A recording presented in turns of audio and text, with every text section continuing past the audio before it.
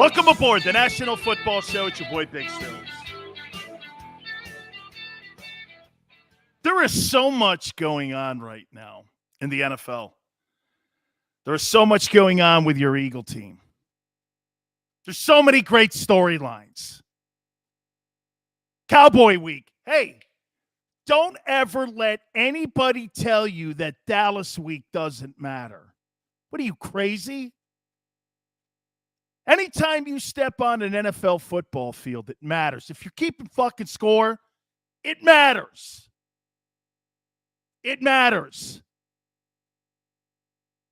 You can't stop momentum. I'm not looking to stop momentum. We made it yesterday very clear that guess what we wanted? I really don't want to rest my guys. I know they're going to do it anyway. But I don't want to rest anybody because I don't want the momentum to stop. This football team since week 8 has absolutely been one of the best teams in the NFC. Why do a layup game on Saturday? Hate when people do this. Mail it in. Don't mail anything in your life. If it's worth your time, it's worth your effort. If I'm going to go out there and I'm going to put something on tape, I want it to matter. Say something. I always tell people that. Ask me for advice when they get into broadcasting. Say something. Do you know how many shows out there in sports broadcasting say nothing? 99% of them say nothing. Say something. Say something that matters. Have an opinion. Very easy. Everything in life, if you're going to put an effort into it, it's worth winning at. No mail it in. Hey, you think the city of Philadelphia mails it in every day? Absolutely not. Ben Simmons mails it in. Jason Kelce plays every week. Loves being an Eagle. Loves being in Philly. Loves it. I'm going to get to the topic here. And guys, I'll tell you what. Birdman, I'm fired up too. Guys, please hit the like button. The last 2 days have been two of the greatest days in the National Football Show's history. And I can't thank you guys enough. I cannot thank you guys enough, man. It's been amazing. By the way, hour 2, Brad Sham, the legendary voice of the Dallas Cowboys, will be with us, and we'll talk to him about Cowboy Eagle Week. That'll be in hour number 2. Now, if you're new to the program, okay? If you're new to the program, just watch all the legendary Big Sills Army people, how they do this. You guys are sensational. I love you guys, man. Hey, it's the highlight of my day talking to you guys. And I haven't said that in sports broadcasting in probably 10 years. I'm not kidding. I love the city of Philly. I love football fans all across the country. I love you guys. Do you know I've had more engagement with you guys than any show that I've done in the last 12 years? And I've been in the business 30 years. It's just the most fun I've had. And I'll tell you what. Hey, Eastside Monster, I can't thank you enough, dog. So if you're new to the program, please hit the like button. But again, and guys, I know you guys are posted now, but I got some topics here for you, okay? Let's get into them here.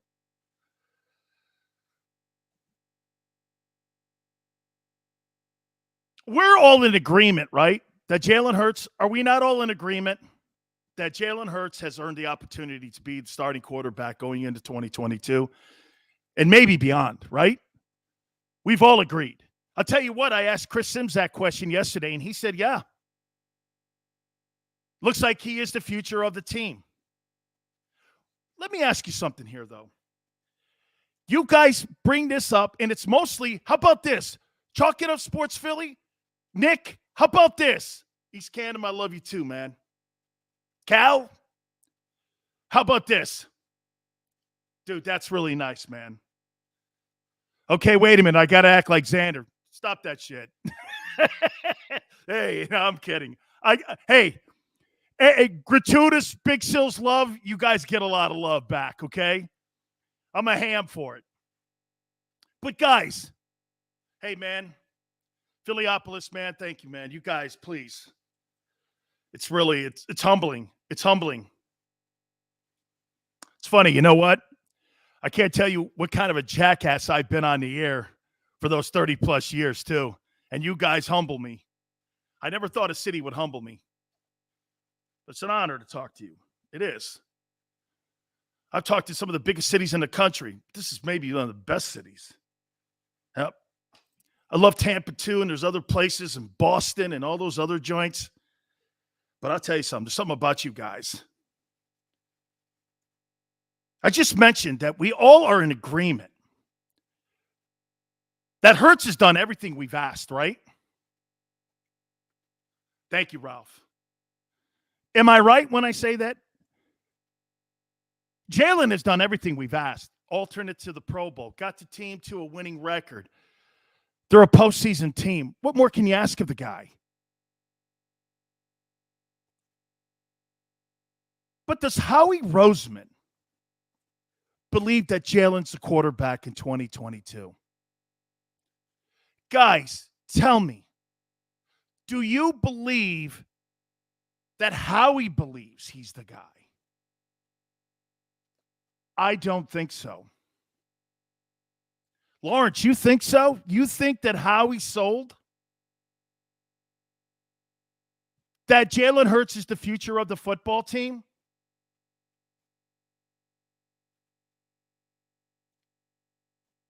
Six Nine says Jalen has done everything except being consistent with the deep ball accuracy. Larry says first season as head coach of the Eagles.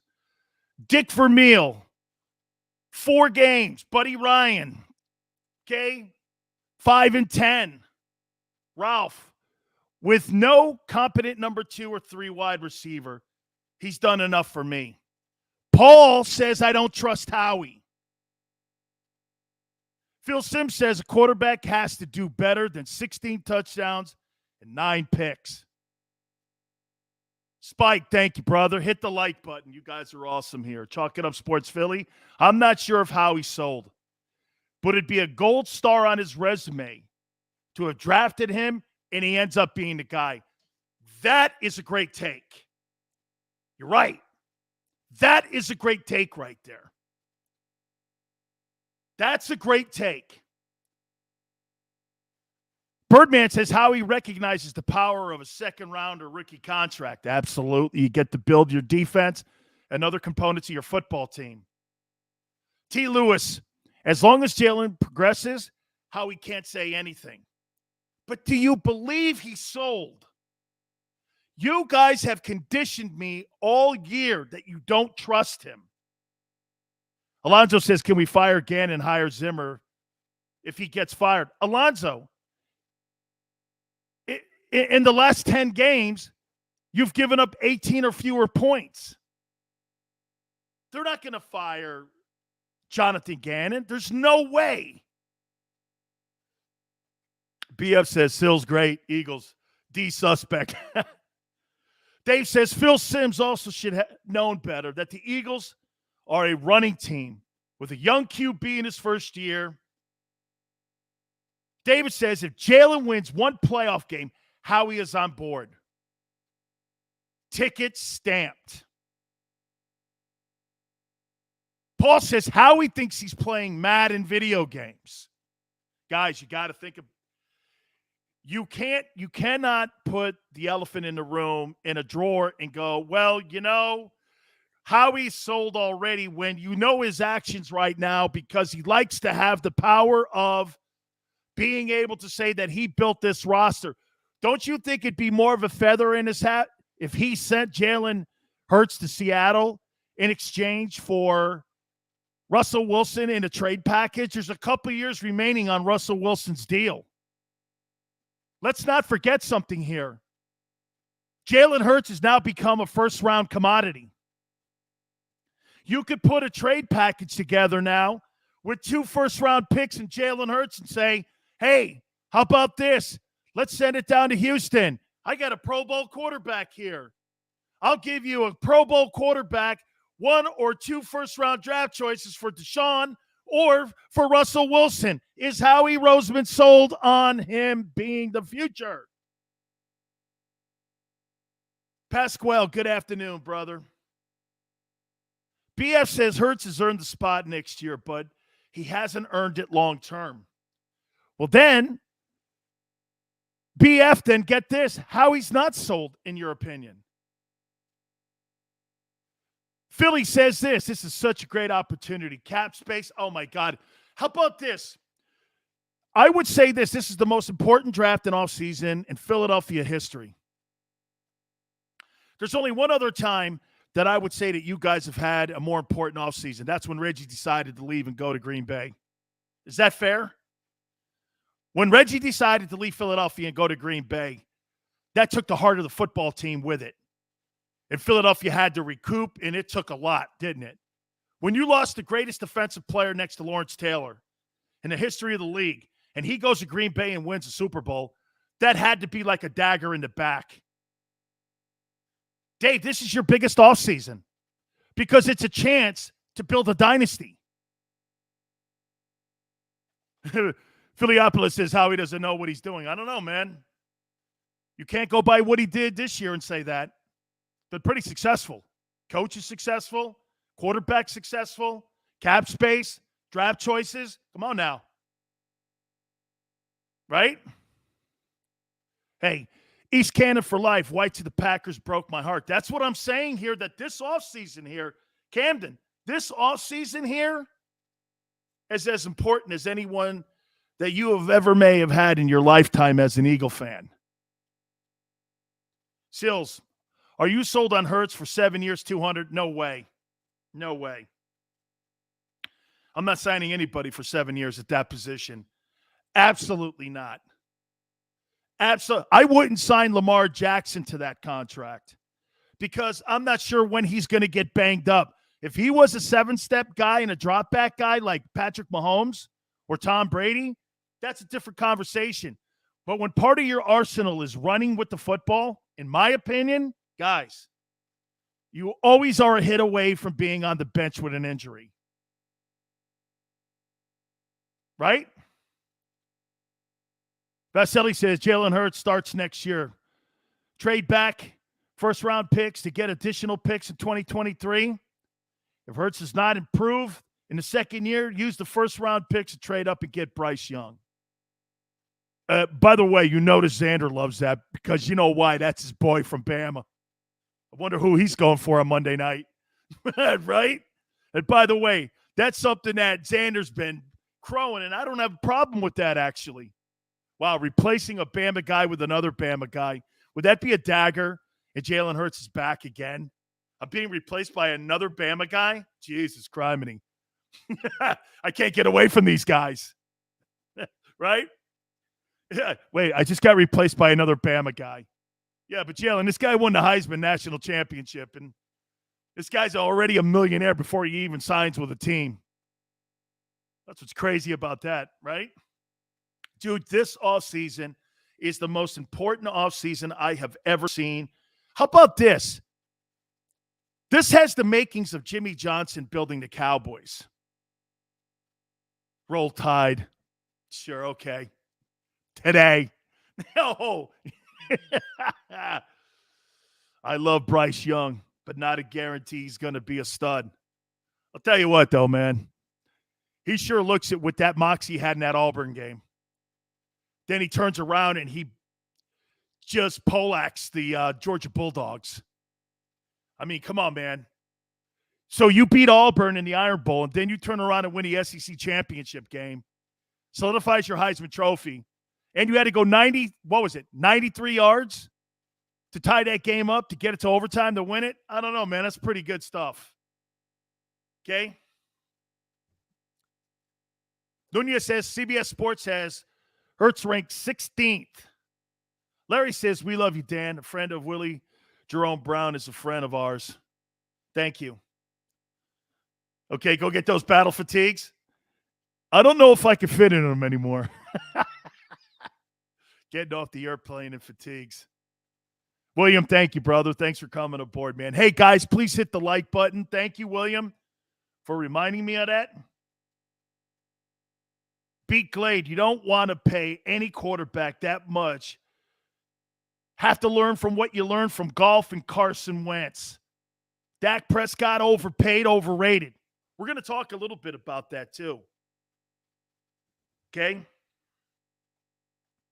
So, I mean, Howie can't be completely sold on this. He can't be. Jeremiah says, I asked the same thing because the national narrative is going to be Howie's a genius. And honestly, as Howie hater, I've cause to pause looking at his recent body of work. That's right. Jeremiah, he's had a great year.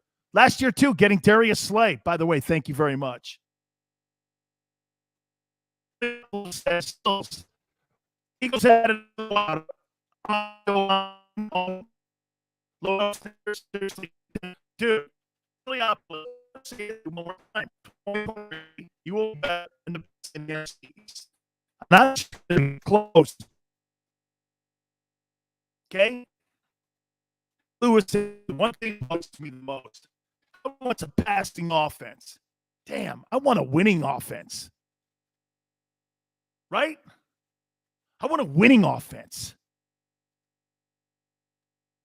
That's what I'm looking at. I want a winning offense. Okay? So, I mean, yeah, man. Make no mistake about it. Okay, here. I could care less if she passes the ball. I want to score points. Me too, dude. I so don't care. You know what I'm saying? I so don't care. All right? I really don't. I don't care. Okay? Hey, let me ask you this too. Let's transition into this here. Okay? Let's go into this one also. What's your biggest concern going into the playoffs? Young coach? Let me give you, and I'll give you some examples of stuff. Young quarterback. What's your biggest concern going into the postseason? Hey, last year I thought that Matt LaFleur, for all the love that he's getting for Coach of the Year this year, yeah, we'll throw defense in there. I thought he screwed that whole thing up, his coaching staff. Oh, man, hey. All right, so, hey, the internet's acting up again. All right, we may have to take a timeout so that we can straighten this bad puppy up. Oh, we're good? All right, Xander says we're good. Kami Cali, man. Kami Cali. I thought that Matt LaFleur, I thought he dropped the ball in the NFC Championship game. I did, guys. How about when his defense gave up that 7 points going into the half, and then he decides to kick the freaking field goal? Go for it on fourth down, bro. You give the ball to Tom Brady, you ain't getting that ball back. You ain't getting that ball back. Thanks, Jeff. Young quarterback. Hey, especially you know this, you're going to have to go on the road somewhere. You're going to have to go on the road to L.A., okay? You're going to have to go on the road potentially to Tampa. All roads seem to lead to Tampa. Is it defense? Is it your young quarterback? Is it your coach? I don't think the moment is or your defense, like you said, guys. I don't think you have to worry about your quarterback. I really don't. I don't think you have to worry about my quarterback. I think you got to worry about the head coach. Okay? He's never been in this situation. Situational play calling is going to be essential in this whole thing here. Right? I'm worried about my coach. I am completely worried about the coach when it comes to all this. Okay? How are you going to play call? Are you going to come out of your identity again like you did in those 2 Washington games? Because let me just say this to you guys. You get down by 10 points. That's right. Slow starts. Guys, Blade, slow starts. Dante, appreciate you coming aboard. Guys, slow starts are going to kill you in the postseason. I mean, look at the quarterbacks you're playing against. You're playing against guys who take advantage of mistakes. Okay?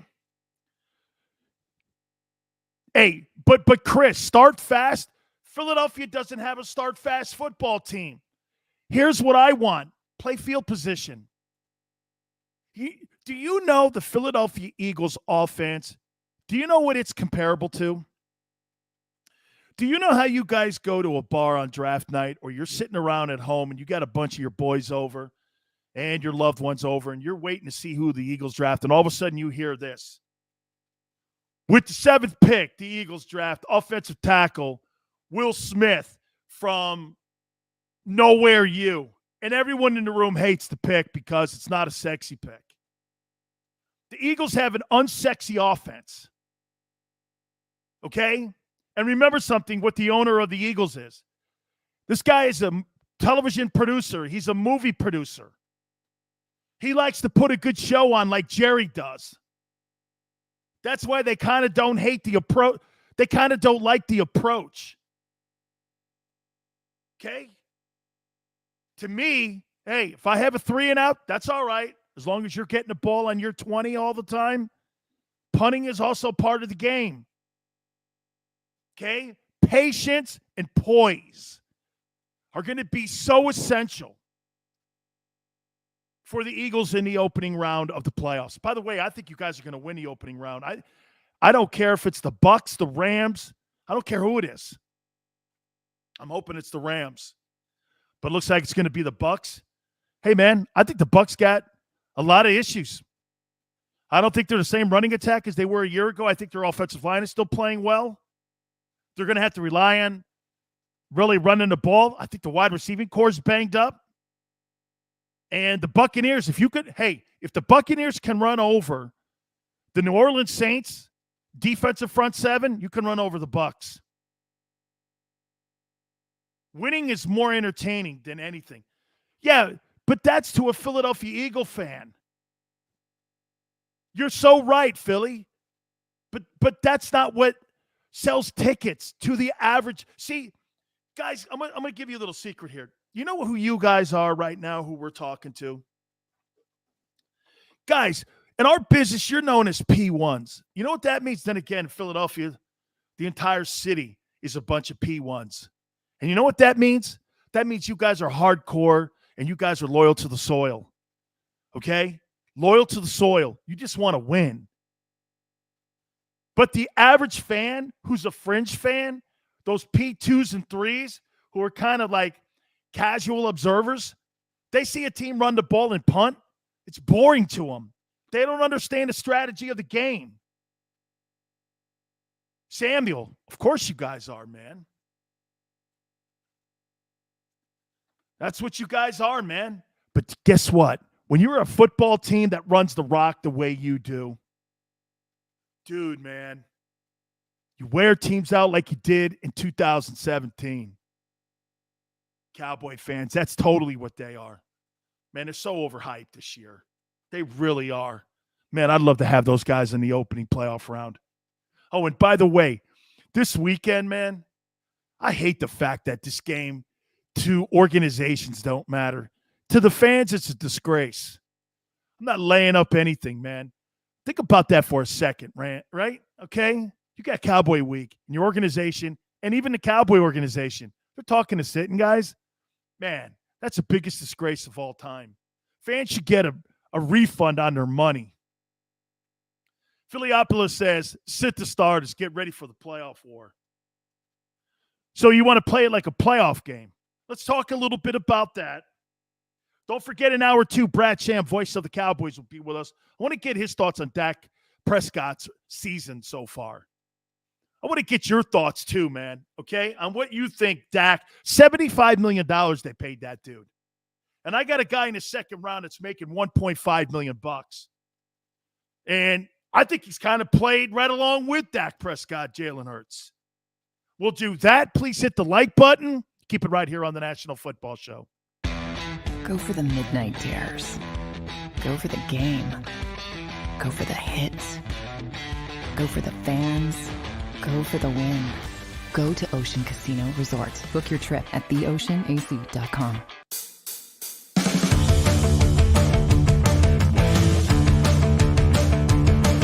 Good day, everyone. It's Joe Kraus from the JAKIB Media Network here at Neck of the Woods.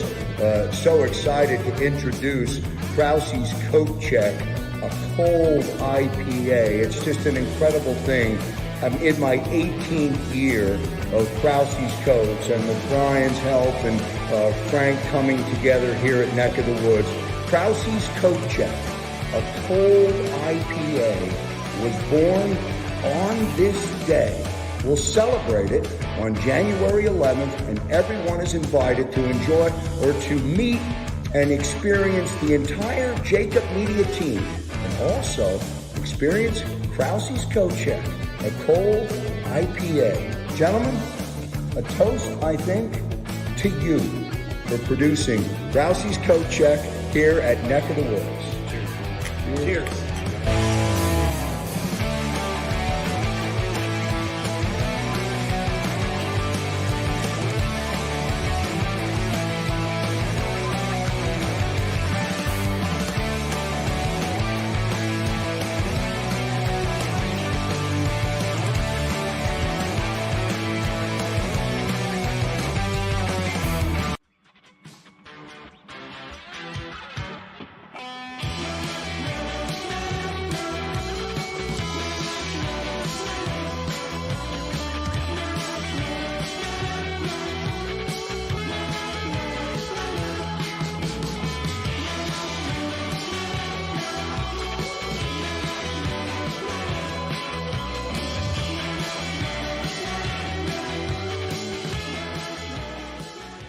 At Stateside Vodka, every new customer gets the world's best rocks glass, free.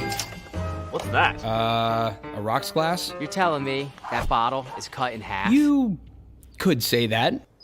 Holy shit. And you're telling me I can get one of these glasses for free? That's right. One free rocks glass per customer with each first-time purchase of Stateside Vodka. So good, it just disappears.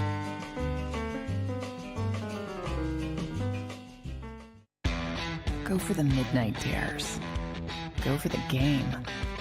Go for the hits. Go for the fans. Go for the win. Go to Ocean Casino Resort. Book your trip at theoceanac.com.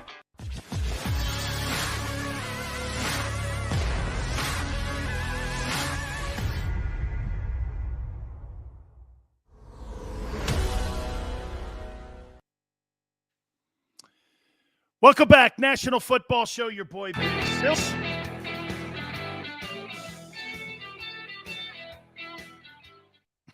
Hey, by the way, you see Jerry Jones already running to the front of the line. Jerry Jones goes like this, right? Jerry Jones goes like this, right? Well, if you guys don't want to have the Super Bowl in Los Angeles because of whatever, COVID-19 protocols, we'll take it. You know they're not going to have the Super Bowl in Los Angeles now. Jerry's already making it public. Yeah, we've had a couple people with the sniffles, and we can't have the Super Bowl here. No wonder they shut my Wi-Fi off. We can't have it. I don't know why I'm doing that. How come every time when I'm talking about people in LA, I do this? It's almost like a react. What's going here? Let me try that again. You know the people. I can't stop it. It's almost like, you know, a reaction when I'm talking about people in LA. You know, people in LA. You know, we can't have people coming in from out of town. Are you kidding me? You've got to wear a mask when you're inside the toilet of your own home. When you go to McDonald's and you're in your own car, You've got to eat your Big Mac through your mask. Don't take that thing down. I don't care if you swallow your mask. Thing's going to be in Dallas. You know it is. What a snowflake state. I hate it. Hey, by the way, views are awesome. People are great. Okay? Government sucks. Hey, do me a favor. Post that again. I didn't read it. Thank you very much, man. I appreciate it. Got to get your opinion as a player on Dallas acting like little schoolgirls and crying to the media about the refs. Here, I'll write that down right now. Hang on for you. Jeremiah, hang on. I had to get that out because LA may not have the Super Bowl. You know. Hey, even though I must have it. Really? Let me stop, right? Hey, Charles, Dale Mabry's traffic sucks. Hey, man, you know how many times I was almost late getting to WDAE? Absolutely, brother. Hey, Spa City Chop, right? Well, you know it's LA. We got so many other things to do. What a woke city. So soft. Speaking of soft, before I get to Jalen and the Cowboy Week, exactly what I thought, and by the way, not that I'm a fortune teller and not that I like to do this like every one of your other asshole media people in Philadelphia like to do. I told you so. But speaking of assholes, there's a guy who's a Hall of Fame and an MVP voter named Harbaugh.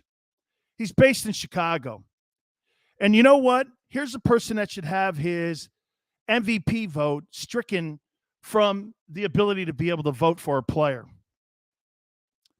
I don't give a shit what you think of Aaron Rodgers, Hub. I've had him on the show. Somebody asked me to get him on. I had him on before when I was speaking of WDAE. I had him on at WDAE. He was a horrible guest. He's terrible on the air. I would never have that asshole on my show again. He's barred. He goes, I'm not voting for Aaron Rodgers. You know what? If he would have came out and said this, I'll tell you what, Joe Burrow, man, what he's done in Cincy has been remarkable. Brady, again, with all the injuries in the offensive attack and the wide receivers, the whole AB thing, all of that. You know, you when you hear those arguments, you can go like this. All right, Jonathan Taylor, what he's done in Indianapolis. But when you make the comment, I'm not voting for him because I hate him, and, of course, we know it's code because he's not vaccinated, then you ask yourself, hey, fucker, no one cares what you think. I don't care about your politics. You were asked to do a job. You know what that job was? Who's the MVP of the season? Who's the most valuable player to his team this year? Have you seen the Packers? When you put Jordan Love in, that's a 5-win team at best. You put Jordan Love on that Packer team, they win 5 ball games. Instead, over the last 3 years, you're most likely going to have a football team that's won 40 ball games in the regular season. But he's not voting for Aaron Rodgers because Aaron Rodgers, according to him, is an asshole. That's some criteria. That's not like... That's like the baseball writers not putting Bonds or Clemens in the Hall of Fame. Are you under some notion that baseball fans don't know that those guys were juicers? I mean, Gaylord Perry threw a spitter, wrote 3 books on it, on how he cheated the game and manipulated the game. There's former Klansmen that are in the Baseball Hall of Fame who were out-and-out racist. Those guys were in. Tris Speaker, all them guys. But Bonds never failed a drug test in his entire time as a Major League Baseball player. And the only thing you have is accusations. Federal government lost $50 million trying to prosecute him. And the only thing they got him on, you know, Bonds was under house arrest for what? Not steroids, but for obstruction. Because he wouldn't turn Victor Conti in. The Balco guy. Ethical. If you put the same treatment on some of these voters, this is why you ask the question, why should a non-athlete have a voting power to go thumbs up or thumbs down like Caesar when it comes to MVPs or Pro Football Hall of Fame people. It's ridiculous. I'm not putting him MVP because he's an asshole. Dude, that's a dick statement. That is an absolute, you see what he did was, because he got a run of publicity over it, he made his vote and he made himself accentuate more of a visible identity on who he is, using his vote, using the player. You understand what I'm saying here, right? He used his vote in Aaron Rodgers to accentuate his public visibility. He knew if he said something as outrageous as that, people would respond because social media, that's how you light a fire. He did it. He used the hard work of a player. He used the hard work of a football team to make himself relevant. Have you ever heard of Hub Arkazi or whatever the hell his name is until yesterday? Hardcore dudes know who he is because he's a MVP voter and a Pro Football Hall of Fame voter. By the way, now you know this. He won't be voting for Aaron Rodgers for the Hall of Fame. Oh, because he's a bad guy. That's not a criteria. You know, you don't have to like everybody you work with, guys. You don't. By the way, Big Chris says, now Google saying OJ didn't do it. Okay? Flex says Brady MVP, and it's not, you're right, it's not close. And Brady, 12 picks? Aaron Rodgers has got home field advantage? Again? Not close, dude. That's right, Chris. It's clickbait. It's clickbait. It's total clickbait. Oh, I know. 6'9", what an absolute cupcake, man. He doesn't like Aaron Rodgers. I don't like you, so I'm not voting for you. I'd like to call him something else. All right, maybe I will. The guy's a pussy, man. Give me a break. All right, let's move on here. Let's go to Jalen. We started the show off by saying that Howie's got to believe. Howie's got to believe. He's got to. You know what the most impressive thing about Jalen has been? Watch this. 2-5. 90% of us on this thing were doing this. I don't know. To some form or fashion, I don't know. As the season kept going on, that went down to 70%. Then it got down to 60%. Then it got down to 50%. As the season kept going on, we kept doing this. Guys winning. Guys winning. Know this, though.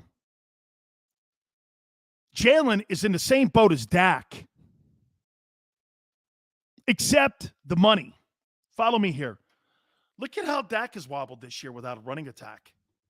Dak at the beginning of the year with a healthy offensive line, happen to think that O-line's a little bit overrated. What happened when that running attack started walking backwards a little bit? Dak's numbers started walking back a little bit. Production and points started walking back a bit.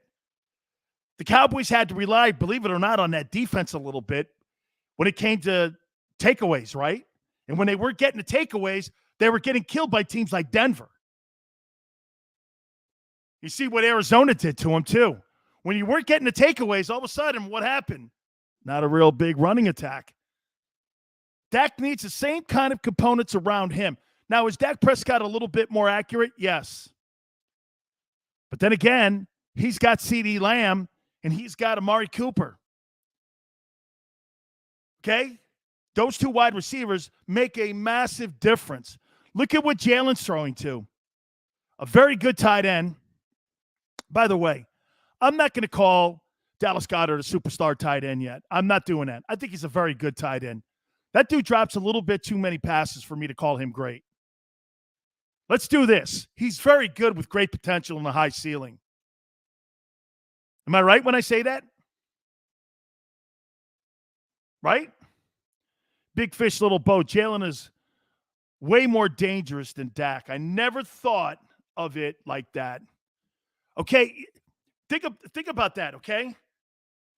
Who if there's more components around your football team that are not hitting on all cylinders, like say you got injuries in the O-line, Jalen's a better open field runner than Dak Prescott is he not? Not that I want to have Jalen doing that. My point is Jalen can do more with less. He's proving it. By the way, to go to you guys' point, let me say this to you. Okay? When you got a quarterback playing as well as you think he's playing, and I'm talking about Carson Wentz. Carson Wentz has had a fine season this year. His football team's most likely going to be a playoff team. But here's the deal here. Dude, when I got Jonathan Taylor running for almost 2,000 yards, I'm not being called on to win a lot of ball games. I don't really have to be the center point. Like Troy Aikman. No one here. I'm going to, guys, maybe this is the better comparison. Okay? Chris, right. That's how I look at Goddard. No shade. No shade. How many people think that Troy Aikman was the driving force to the Dallas Cowboys dynasty? How many people thought that he was the driving force? I don't think I ever thought he was. True leader of that team was Michael Irvin. And the guy that thing was centered around was Emmitt Smith. I mean, what's wrong with having a Dallas Cowboy type offense? Okay? Flex, I think Irvin was the leader, the spiritual leader in that, right? Tony, it was Emmett. Well, that's what the Eagles have to keep striving to be. Like the triplets. Devontae Smith continuing to develop. By the way, they need a possession wideout. Here's the one thing I'll say about your offense. Tell me if you guys agree. It's one thing to have Devontae Smith, but he's not a possession guy. You need a third down possession guy. Do you know who I would love to have on that football team? My God almighty. Could you imagine having DeAndre Hopkins on that team? That guy is the best third down back, the best third down wide receiver. He's always catching passes on third down and getting first downs. He is spectacular at that. I would love to have a guy like Hopkins on my football team, especially a football team that's being constructed the way the Eagles are constructing under Howie Roseman. They need to have that. I don't want another burner on the other side. I want a big physical wide receiver to kind of go along with Devontae. It'll create more space. The running game that the Eagles are developing is going to create a better passing game. But you have to have patience with it. Hopkins catches everything. He catches everything, man. Jeremiah says, I've been saying this, Sills. That's why I wanted Goodwin. Just build around Hurts. I just, listen, like I said, they need to solidify a possession wideout. I don't want another speed guy on the other side of Devontae. I don't need it. Oh, break. Hey, dude. So I guess Jalen Reagor now is like, I guess he's crying about the fans booing him. What'd you think you were going to get, dog? You're in Philadelphia, guy. You don't show up to work and give an effort. Excuse me, I'll take that back. You show up for your paycheck, and you don't give any effort. Guys, hit the like button. Thank you, Wick. Thank you. Dude, really? See, he's crying about... Dude, the worst thing you could do is cry to the fan base. So Jalen Reagor's crying to you guys now because you guys are booing him. You know what I would do if that were me? I would do this. Hey, they have every right to boo me. I need to play better. You're going to win fans over with that. Honesty always wins people over. And get this, they even win the haters over. Because there's nowhere to go with that. When you start doing this shit, watch this. Well, I don't hear it. It doesn't really faze me. And you're lying. You're lying. Okay? That's right. Hey, Philly, isn't that the simplest thing you could possibly say to somebody? Hey, just win. Just do better. And the booing will stop. You think Eagle fans really want to boo any Eagle? No. No, they don't. Hell, you didn't boo T.O. Once you accepted Michael Vick, you didn't boo his ass. You may not like the things that were on his resume. But once he became one of yours, man, absolutely. That's right, Chris. Cry me a river, dog. My grandpa used to say this. My aunt's going to get a kick out of this. When I used to get a little, down, my grandfather used to go like this. I go, what are you doing, Gramps? He goes, I'm playing a swinette. Do you guys know what a swinette is? My grandpa's going like this. You guys know what a swinette is? And it's three hairs on a pig's ass. A little violin. Oh, Johnny Ray, cry me a river. Hey, cry me a river.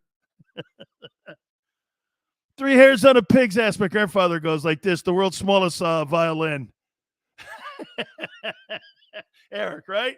Hey, oh, man, you couldn't cry at my grandfather's house, dog. No way, man. Yeah, I don't know if the coach likes me. My grandfather, he'd start doing this shit to me going, the swinette comes out. I told you before, man, when I got thrown out of Maryland, I was in my backyard doing this. I didn't know where I was going. Man, I'm one of those self-destruction AB kind of guys. So I did this. My grandfather sticks his head out the window and he starts doing this. What are you looking at? I go, he goes, you think that guy's going to help you? He ain't going to help you. You don't get into college, kid. You're going to the Army or you're going out in a boat with me.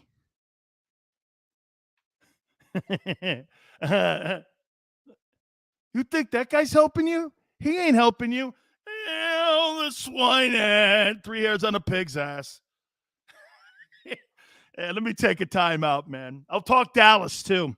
We have Brad Sham, the voice of the Cowboys, in hour number 2. Guys, no question about it, man.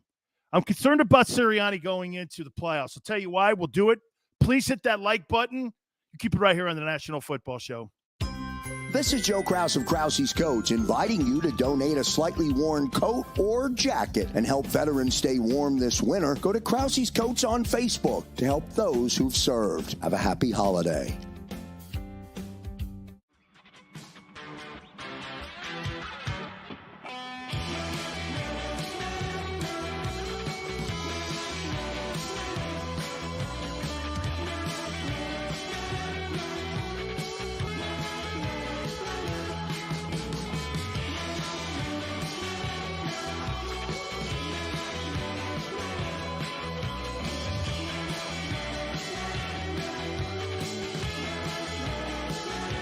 At Stateside Vodka, every new customer gets the world's best rocks glass, free.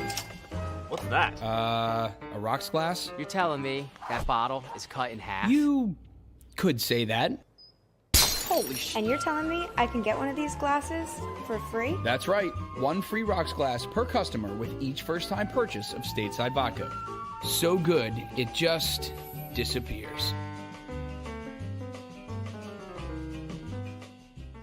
The city of Philadelphia sparkles during the Christmas holiday season with an array of colorful light displays and illuminated Christmas trees. Donated or installed for free, by the talented electricians of IBEW Local 98. To learn more about who we are, what we do, and career opportunities at IBEW Local 98, visit us at www.ibew98.org.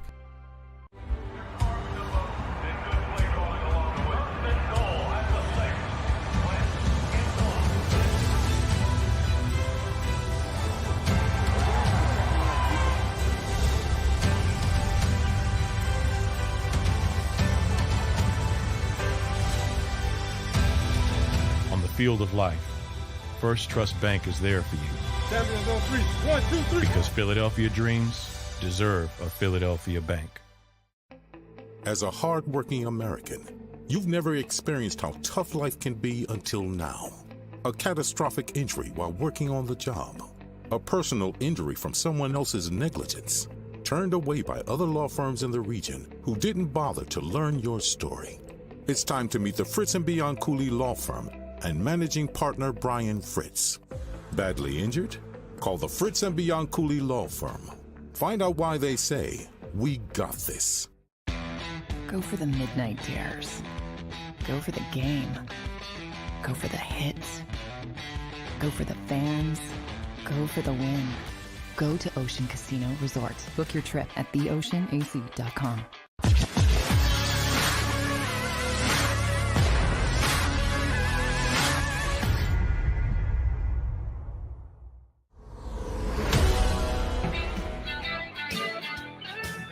Who names their kid Hub? Big Sills, National Football Show. Oh, man. He's totally on my shit list, man. I appreciate everybody coming aboard. Please hit the like button. It's got to be the fastest show going right now, right, on YouTube, man. We just kill it, man. You guys have been dominating, by the way. Just absolutely dominating. Hey, real quick. Can somebody check something for me? Has Antonio Brown been cut by the Bucs yet?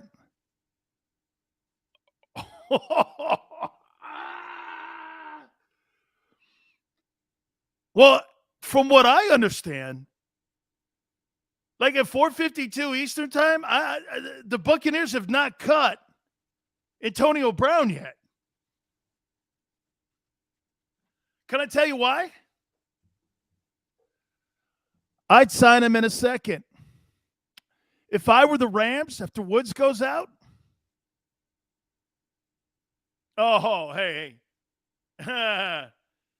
Yo, okay. Hey, Philly, I don't believe it's because he's injured.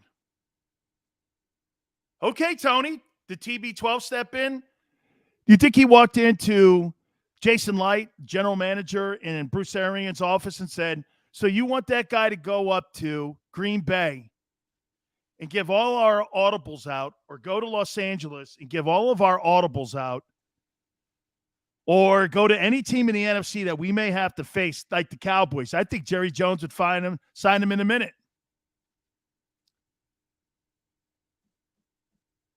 Wick,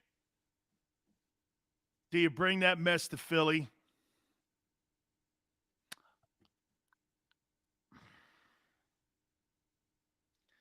Do you bring that mess to Philly? I almost just went, hey, man, you got a guy in Houston that's got 22 rape allegations against him. This guy took his uniform off on the sideline. The more I see this thing here, the more I think I may tolerate that kind of stuff, because today's athlete, guys, I saw LeBron James drinking a glass of wine on the bench 2 years ago in Los Angeles.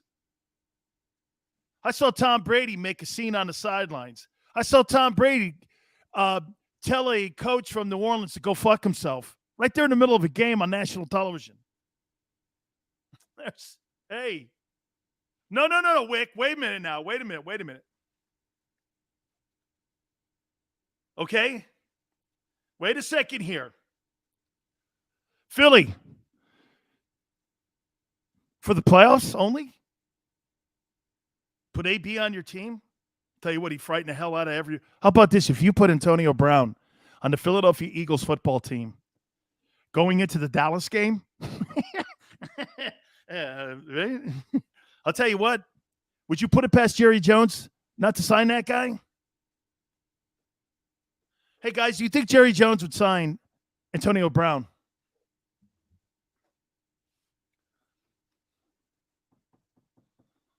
Yes or no? You think the Cowboys would sign him? Didn't they just lose Gallup?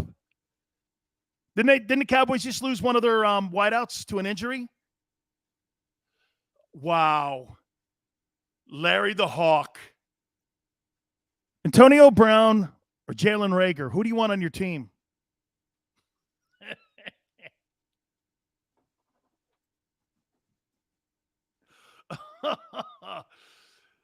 right, Xander. Look at that. Even if you had Antonio Brown as a punt returner, Big Chris, I'm not even saying 1-year deal. I'm saying how many games the postseason is. Right? Spa says AB. Plus jersey. Oh, my God. Howie Roseman and the owner of the Eagles with jersey sales. Dude, if you could sign Michael Vick, who murdered dogs, you could sign a guy who took his jersey off on the sidelines and made an ass of himself. What's a bigger crime? Really? One guy did time in Leavenworth. The other guy's doing time in the court of public opinion. Come on. Let's look for what it is. Is he a head case? Yes. Is he a Hall of Fame talent? Yes. The only reason we're having this conversation, it's kind of in jest, is because he is so super talented. Right? I'm not going to sign that guy because, let me tell you something. If that guy's just some dude, I'm not even having this conversation. AB over Rigger, I like it. Hey, think about that for a minute, man. Right? With the Eagles. See, but here's the one thing, though, guys. You're trying to get away from drama. You know? And that also kind of goes into a little bit also when it comes to even a quarterback and the conversation we had throughout the first hour. Do you really want to have new drama, whether it be Deshaun Watson or Russell Wilson? Right now, you've got low drama at that quarterback position. The most drama that Jalen Hurts has created this year is when he sent that letter to the Washington football team about the railing there going into the locker rooms, which I think was a sign of leadership. Big Chris says he's a diva. Okay, so what? I don't care. You got to manage divas. Michael Irvin was a diva. By the way, Terrell Owens, okay? Fine ball player. Never broke the law, did he? I don't know. Was T.O. ever arrested for anything? Was he ever arrested? See, you guys have to look at it like this. Was Owens ever arrested? I don't remember. I don't think so. So if I can't think about it, then I look at it like this. Hey, man, some of these guys, you have to babysit. Some of these guys, then T.O.'s never done anything that I wouldn't have on my team. That clubhouse cancer, guys, outside of McNabb, are you going to really tell me you're going to take the word of Jeff Garcia over a Hall of Famer in T.O.? Jeff Garcia, Tim Rattay. Those quarterback stiffs outside of Young that he played with in San Francisco were atrocious. It wasn't like this guy played with Hall of Fame quarterbacks throughout his entire career because he didn't. McNabb and Young were probably the best he ever played with. When he was in Dallas, my quarterback, Tony Romeo. Tony Romeo. You know, when Tony Romeo talks on CBS with Nance, I always do this. I don't know. Why do I always think that Tony Romeo sounds more like he's Troy Aikman with his resume than like the fact that he only won like 2 playoff games. I think it's 2 playoff games. You understand that? Tony Romeo only won 2 playoff games. And I'm supposed to believe that guy's some sort of superstar. Tony Romeo. I don't know, man. Right? AB. Do you think the Rams would sign him? Les Snead and Kevin Demoff? I think they would seriously consider it. Philly says this, I think only one. So Tony Romeo only won one playoff game. And I'm going to listen to that guy broadcast the game like he was some sort of Super Bowl winning quarterback. Let me see. Jesus criminy. Okay, right? I'm just sitting there listening, and I'm going, again, you are who? It's like listening to Mark Sanchez. They got Mark Sanchez calling football games on Fox, and I'm like, okay, so Mark Sanchez did what again? Oh, yeah, well, he played a couple years. He was a stiff.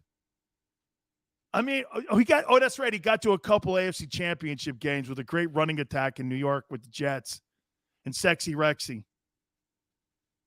Oh, hey, Chris, Tony Romeo is a by far better broadcaster than he was player. You know, that guy holds the all-time record for most passing yards in Cowboy history. The butt fumble. One of the greatest videos you could ever YouTube is the butt fumble with Mark Franchise. The guy's a stiff. Jessica Simpson, Hoss. Okay? You got me there on that one. Tony Romeo dated that chick. Is that right? Hey, Odell Beckham. He's becoming a factor now with the Rams, has he not?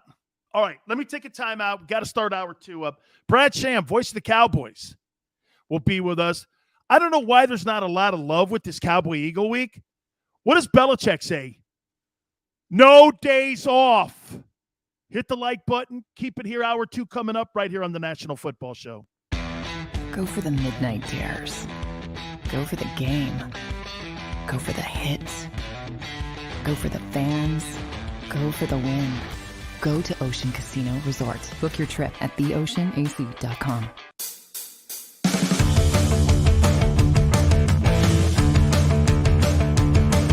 Good day, everyone. It's Joe Kraus from the JAKIB Media Network here at Neck of the Woods. So excited to introduce Krause's Coat Check, a cold IPA. It's just an incredible thing. I'm in my 18th year of Krause's Coats, and with Brian's help and Frank coming together here at Neck of the Woods, Krause's Coat Check, a cold IPA, was born on this day.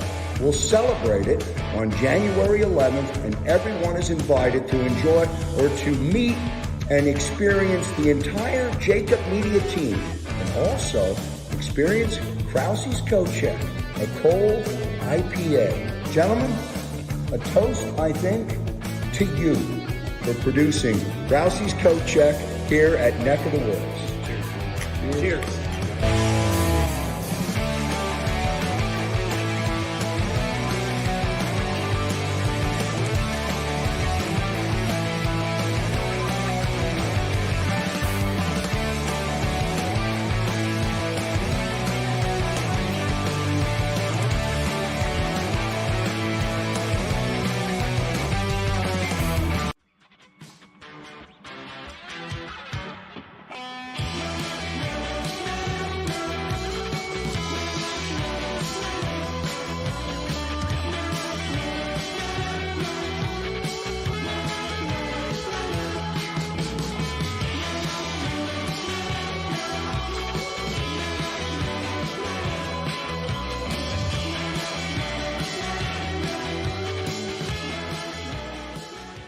At Stateside Vodka, every new customer gets the world's best rocks glass.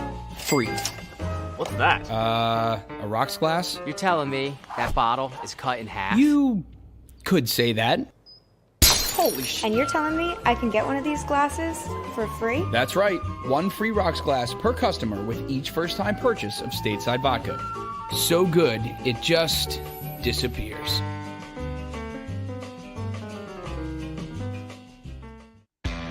Go for the midnight dares. Go for the game. Go for the hits. Go for the fans. Go for the win. Go to Ocean Casino Resort. Book your trip at theoceanac.com.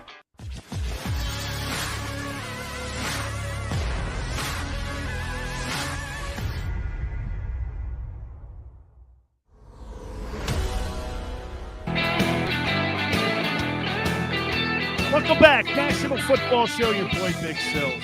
I got my Buck helmet hanging up there. You like that one better there? That's my Leroy Selma jersey. When I signed with the Tampa Bay Buccaneers, Leroy signed that for me because he knew that he was my idol growing up. That's why I wore 93 in college, was because of Leroy Selma. And back then, they didn't give out 90s numbers to defensive tackles back then and defensive linemen. So Leroy turned the 6 upside down or the 9 upside down and made it a 6. And that's why he wore 63 with the Bucks, but he signed it for me and put my Buck helmet up there. So what a great defensive football player. Man, I love Leroy Solomon. What a dear friend he was too. Oh, God. Say this to you, man. Leroy is the great one of the – how about this? I think, if I'm not mistaken, Mean Joe Green and Bill Belichick, when they were picking the top 100 players all time in the anniversary show, they said that he's the best 34 defensive end of all time. Okay? The best 34 defensive end that's ever lived. Just a sensational player. By the way, you think Jalen Hurts, as we transition into this, you think Jalen Hurts can handle a guy like AB84? Before I get into that, I do want to bring this up here. So you hear the new rumors that Jim Harbaugh is potentially going back to the National Football League. Why do you think that is? Why do you think Harbaugh all of a sudden now had an epiphany that potentially the NFL may be more suited for him? Best year he's had since he's been at Michigan. Beat Ohio State. Got a semifinal game. Smile says money. Okay? He's making $9.5 million a year now. Why do you think? Hey. Hey, Rob. It's cool, but that was the ugliest uniform in NFL history. You didn't like the creamsicles? Oh. All right. Hey, man. Here's why Jim Harbaugh. It's cool, but it's the ugly. Oh, man. Michigan's too cold for him? No. You know what it is? He realized the same thing that Lincoln Riley realized. You're going to the SEC, homeboy.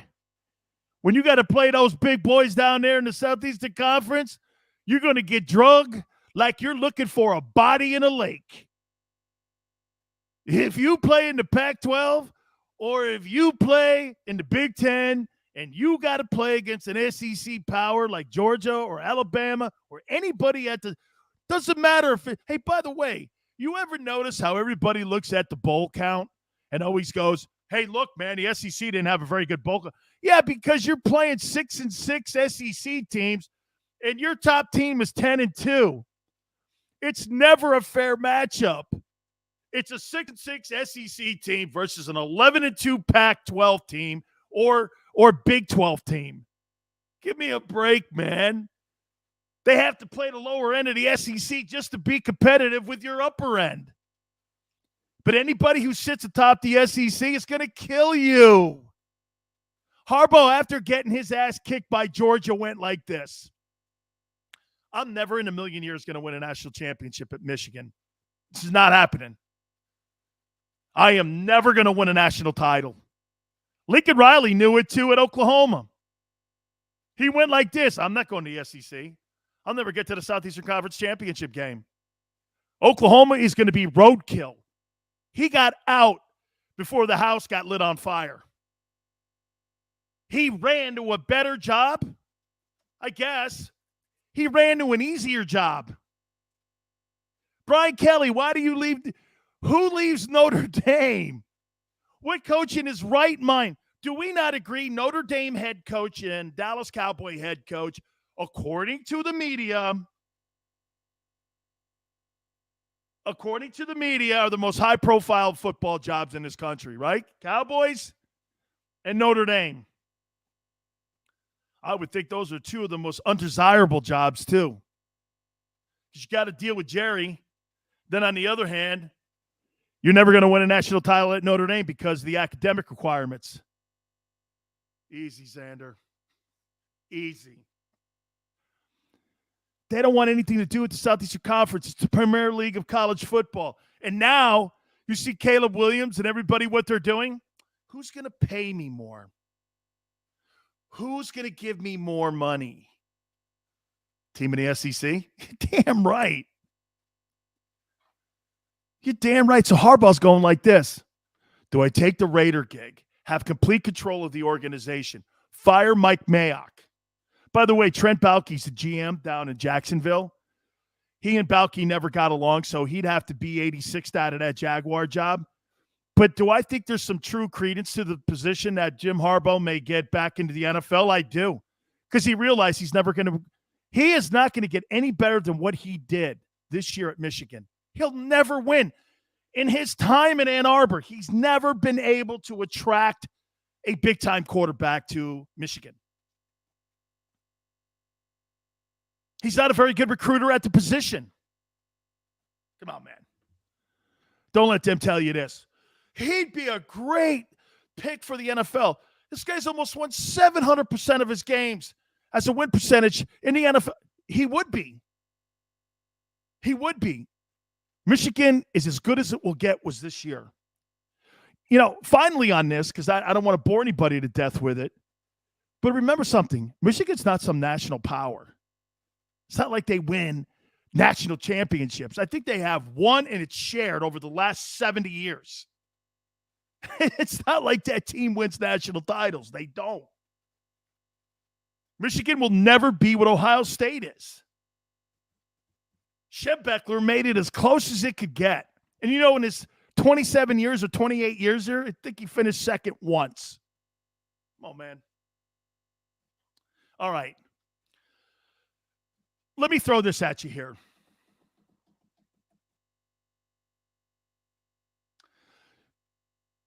Jalen Hurts could get a great lesson on having Antonio Brown on the Eagles. It could be a good lesson.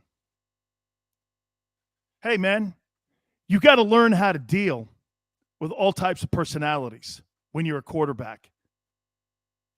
Tom Brady dealt with a murderer. Tom Brady had a murderer in the locker stall next to him.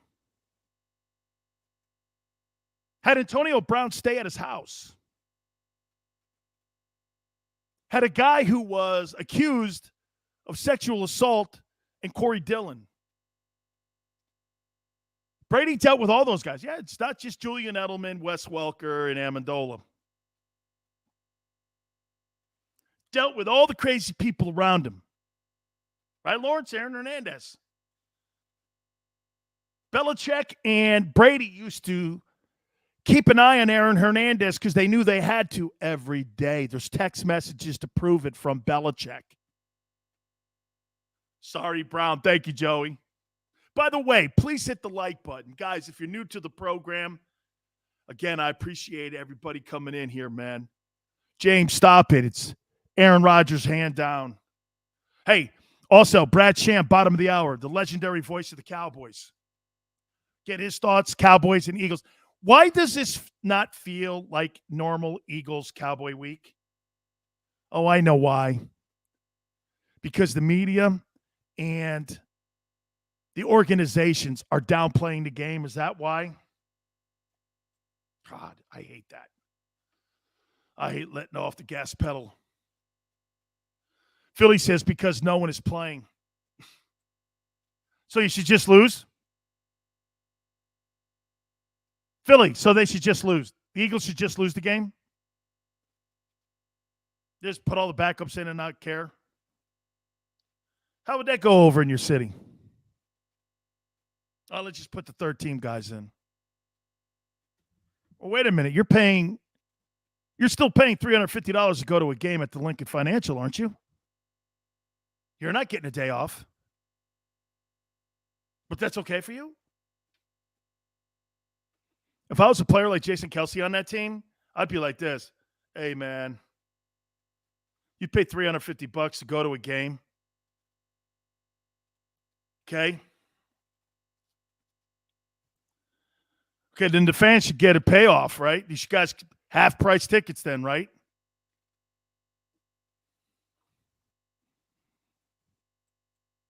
Adam says this, I think Nick will either bench the starters or play the O and D in the first two series. So, Adam, he's going to play it like a preseason game? Man, that sucks. Yeah, but you would risk Hurts getting his knee knocked out. True. Hey, by the way, can I tell you something awful? Okay? If you were on the Dallas Cowboys and there was a chance that you had to play the Eagles, would you go for Hurts to get him out? $9 beers. Jesus, criminy. God. My Coronas are $16 a six. Thank God. Right? That's kind of expensive, though. I'd love to see what Jalen Hurts could do with a guy like Antonio Brown. You think AB would listen to him or have respect for him? I do. I think he'd have respect for him. Man, I'd love to have AB for one game against the Rams. You imagine Antonio Brown. Devontae Smith would be wide open. Dallas Goedert would own the seam. Can you target him 14 times? I don't care. Would you put AB on your football team for one game? Remember something, man. You're not obligated to anything here. Hey, and I got one for you. Alexander, you ready? Sign it because of COVID.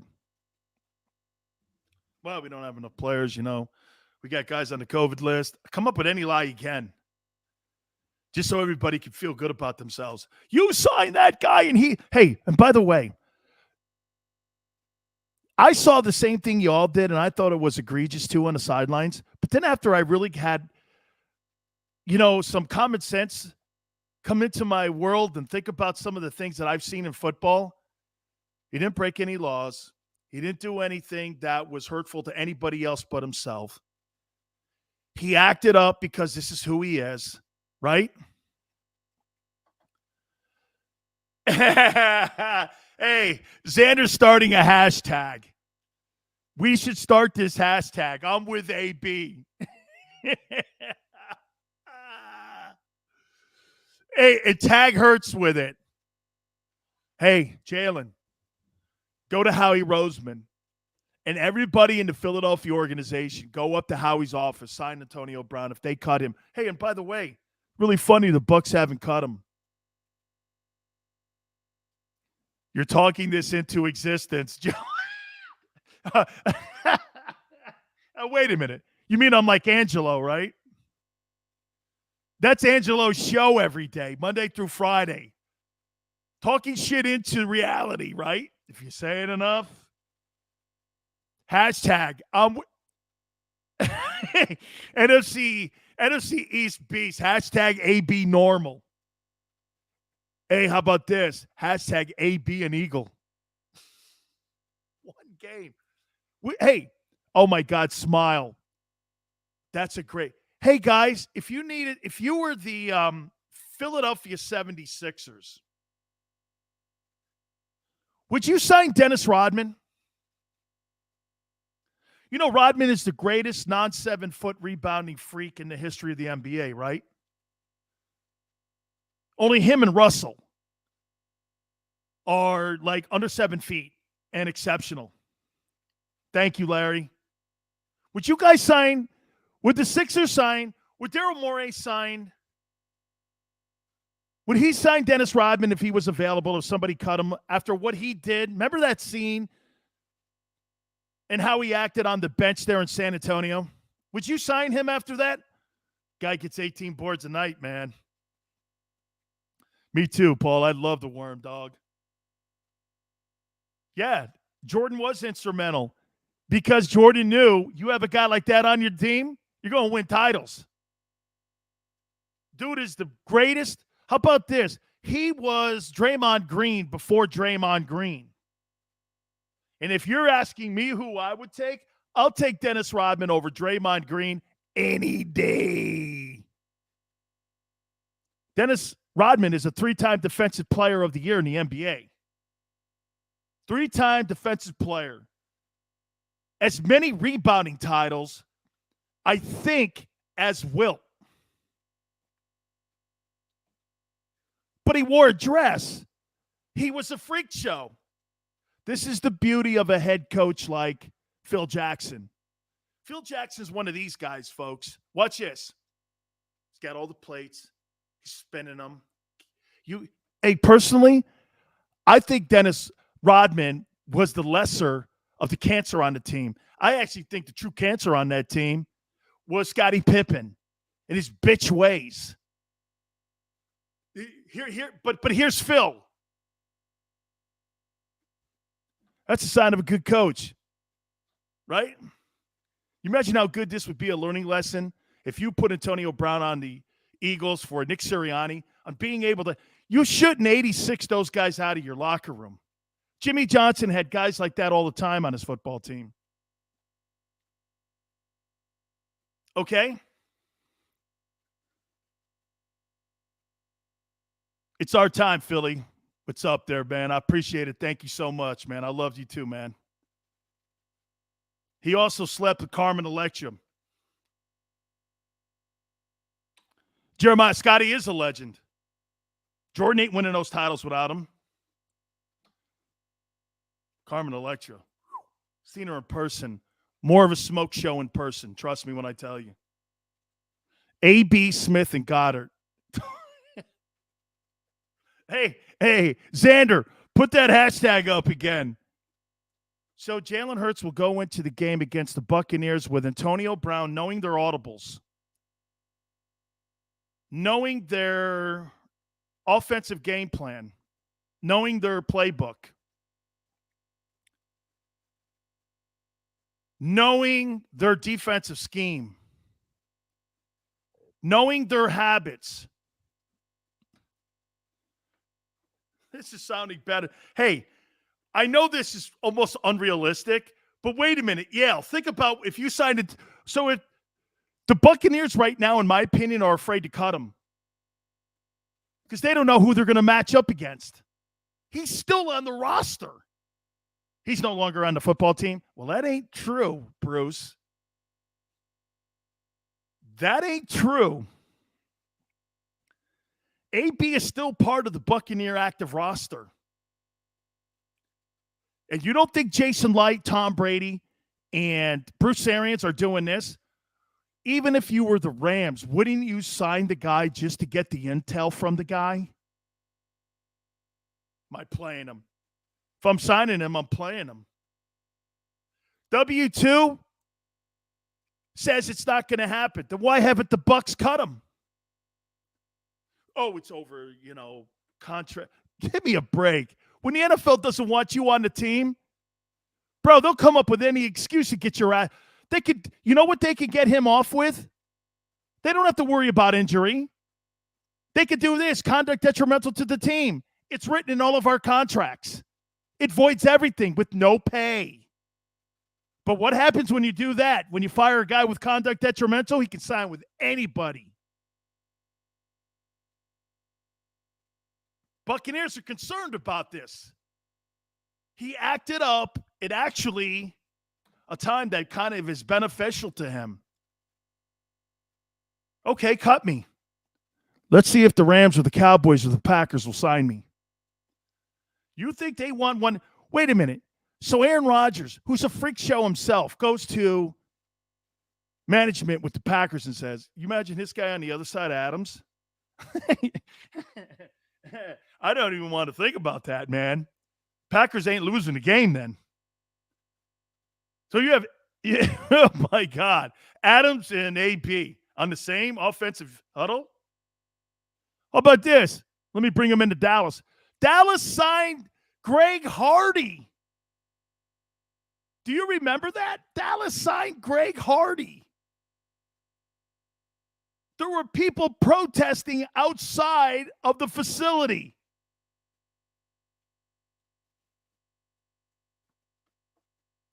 Hit the like button. I got to bring this up with Brad Sham, man. I do. Okay, we got to do this, man. I just absolutely love it. And I got to tell you something.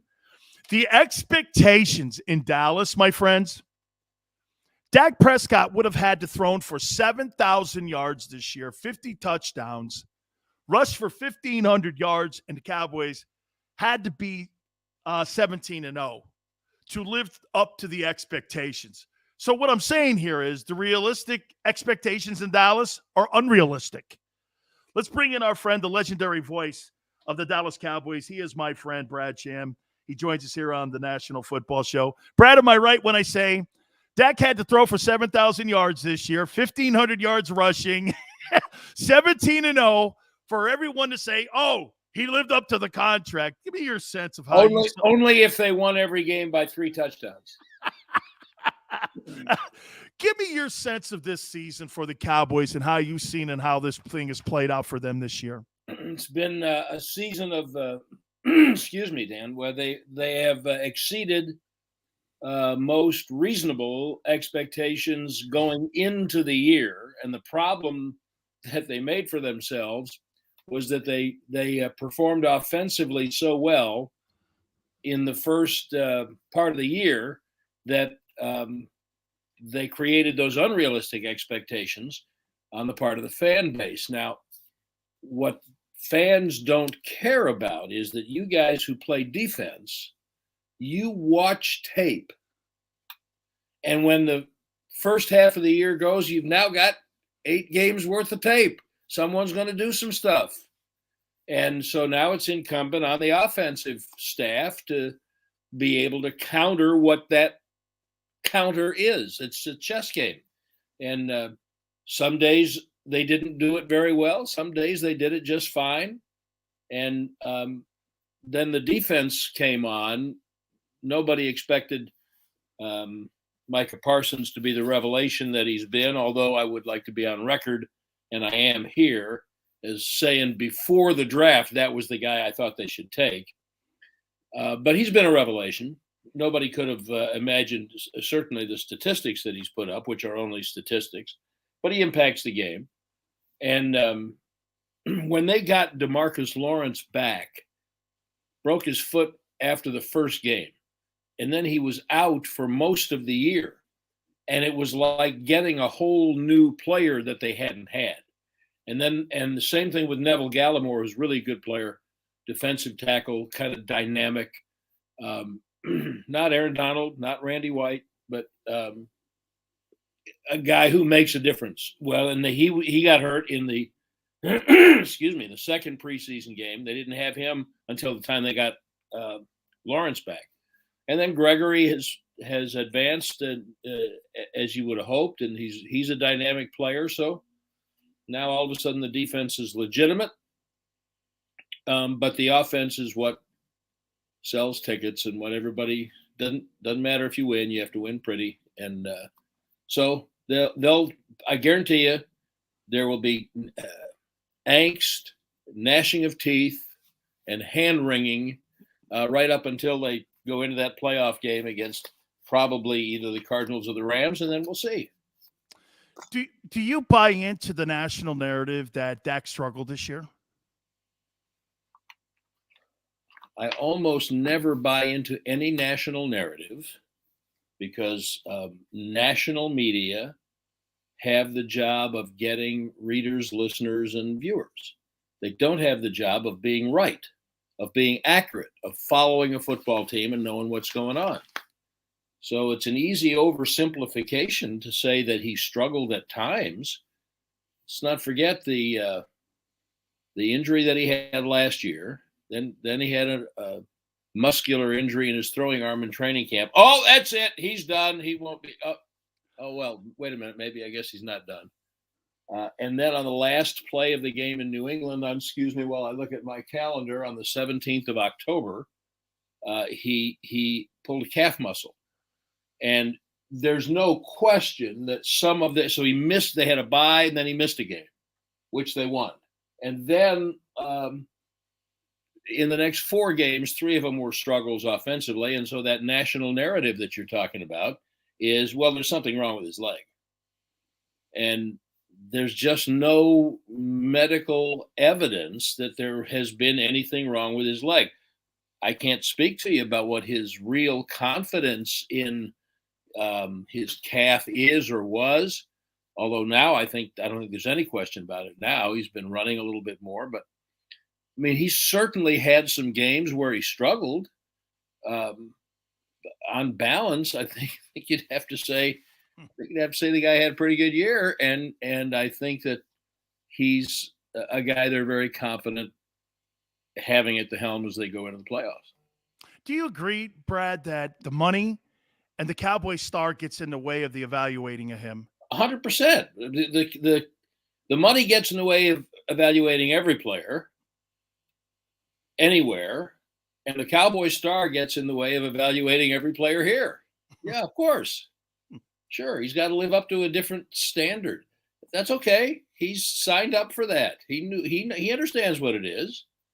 He knew that look, when you play quarterback in this town, you have two Hall of Famers who live here and are visible in the community, literally looking over your shoulder every day. And you have to live up to them. And that's not to even mention Romeo, who he supplanted by injury. And so, yeah, it's crowded. That gets crowded in that backfield when you got three other quarterbacks in there like that. Sure, but he knew that. He's understood that all along. Absolutely. And Roger Staubach and Troy Aikman, I think Aikman's even got his own local radio show there too. So everybody's visible in that town when they're talking the quarterback position. And I want to lead you over here to this. You know, one of the greatest assistant coaches that you guys have had over the last 15, 20 years has been Sean Payton. How much do you put into Dan Quinn and what he's brought to this team this year and his importance? Because it looks like this could be one of the best hires that Jerry and Steven have had when it comes to putting somebody on a coaching staff. Yeah, I don't think there's any doubt, because the people they hired with Mike McCarthy last year were not prepared to handle the pandemic and all of the, no preseason, no off season, and some of the players, the veteran players they signed, did not work out. They weren't good signs. Now, mostly the same people doing the signing this year, although I think Quinn had some influence on some of those players. But there's no question that Quinn, and I say there's no question because I asked the players, what's the difference? And they all say, well, it's Quinn. It's his approach, it's his scheme, it's mostly the way he just kind of lets them play. And but he's got a clue now defensively. And then they drafted well. They added Parsons, they added Oso Digizua. Chauncey Golston's been a nice addition. I don't know if they'll really see it this year, but Kelvin Joseph, the second round pick cornerback, looks like he's going to be a pretty good player. And then they added 8 guys as veteran free agents who all made the team and contributed. Now, Danny, that's a lot. Oh, yeah. 8 guys from other teams. And 7 of the 8 continue to be regular contributors. And the only one who's not is Brett Urban, who's hurt. He's on injured reserve, and he's a really good, especially run-playing defensive tackle. I wish they still had him. But he's been around and been involved. But Quinn has taken all these. Now, he's not the only one, and he would be the first to tell you. He brought Joe Witt from Atlanta, and he's done a great job with the secondary. They had George Edwards last year, and George Edwards is a tremendous football coach. He was here many years ago. He was Mike Zimmer's defensive coordinator on top 5 defenses in Minnesota for a long time. He's been a lot of places. And they've empowered him more. They gave him more of a role this year, and you can see the improvement in the linebackers and the entire defense. So Quinn has let his defensive position coaches do their jobs, but there's no doubt. I mean, I'm not sure who's been a better assistant coach in the league. I know that there's now an award for the assistant coach of the year. I can't think of anyone who'd be more deserving of it than Dan Quinn. Let's get to Zeke here. I try to explain to people one of the reasons why you look at the first 2 years of his career, he was asked to do more. He was asked to carry the ball more. Now you're looking at the amount of passes that go into a game with Dak Prescott. Anytime you see that number go up, the carries are going to go down. Production is going to go down. So where are you, Brad, on Ezekiel Elliott? Is what a lot of people are saying. We're talking about a guy who's on the back nine here because running backs sometimes lose their tread faster than other running backs. Or do you think it's just because of production, or is it both? I think it's a little of both. I think the guy in Tennessee right now is the only veteran running back. And remember, that was a questioned pick because they had DeMarco Murray, who they got from here. And, I think he's turned out to be phenomenal. And he's the only veteran running back who is really still doing what he's doing. 6 years in, with as many touches, it's because Zeke doesn't just run with the ball, as you indicated. He catches it a lot, and he's a hell of a blocker. And so he's very involved in all aspects of the passing game. And 6 years in, that's a tough toll. There's a reason that not many running backs are as productive after about the fourth year. Again, Henry's really the outlier for this generation of backs.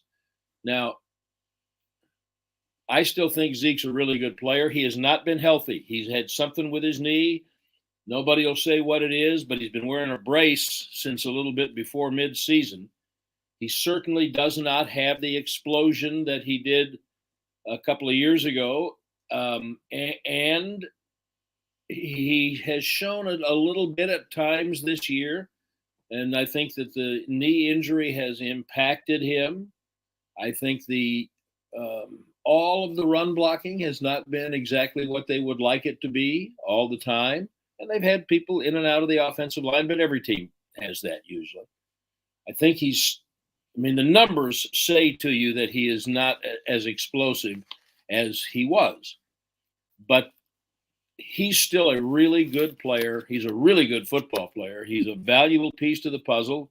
They have Tony Pollard as a great second back. Pollard's got over 700 yards rushing as the second back. And I think Zeke needs, 15 or 20 yards or something Saturday to get to 1,000, which I understand it's a 17th game. And once upon a time, they were playing 14 games. And then 1,000 meant something, and then it didn't mean anything. Now it would mean something to him.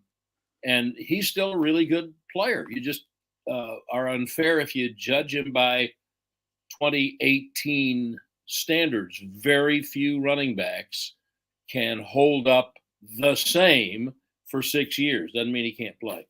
Last questions here for you, Brad. Going into this Eagle game this weekend, are the Cowboys, do you have any inclination of what this game? And by the way, just so you know, I'm based in Philly, so everybody's sitting there going, it's Cowboy week. These guys, I hate the Cowboys, overrated, overhyped. So I want you to know that. So no, Dan, this will be, I think the 43rd time I've gone with a Cowboys team to Philadelphia to do a game. Okay. I know that's the place where when both teams are good, the buses get egged. It's the only place. I know all about the Philadelphia fans. How do you think the Cowboys are going to approach this game this weekend? What they are saying right now is that they're going to go play their players and win the game. Micah Parsons checked into the COVID list today, so there's a slight chance he could play. I would say more than likely it would be difficult. They asked Elliott that yesterday. He said, I'm playing. No one would dare ask Prescott because he is playing. If it was me, their offense didn't have quite as smooth a game as they would have liked against the Cardinals last week. I don't know if I wouldn't like to see him play at least a half. And then I think I might like to have Tyron Smith take a rest for a half. I might like to see Zach Martin not put in harm's way. They've lost Michael Gallup, so now I don't know how much more of Amari Cooper and CeeDee Lamb you need to see this week. They've got other players. It sounds to me like the Eagles aren't going to play. I mean, right now they've got 12 guys on the COVID list, but because of the 5-day rule, most of them could come back on Saturday. But just reading between the lines, it sounds like Coach Sirianni is not terribly inclined to play them. And so if they're not playing, then I don't know if you get as much playing your ones against their twos for a full game. But I wouldn't sit them all. I think there's, Mike McCarthy has said that he's done it both ways. He's gone into the last game and played everybody. He's gone into the last game and sat everybody. And he said, none of it works. Something always goes wrong. So you just have to know your team. You kind of take their temperature, which is one thing he's been really good at this year. And I think you know, whether you share it or not, as coaches, you know what you want to see from your team in this game.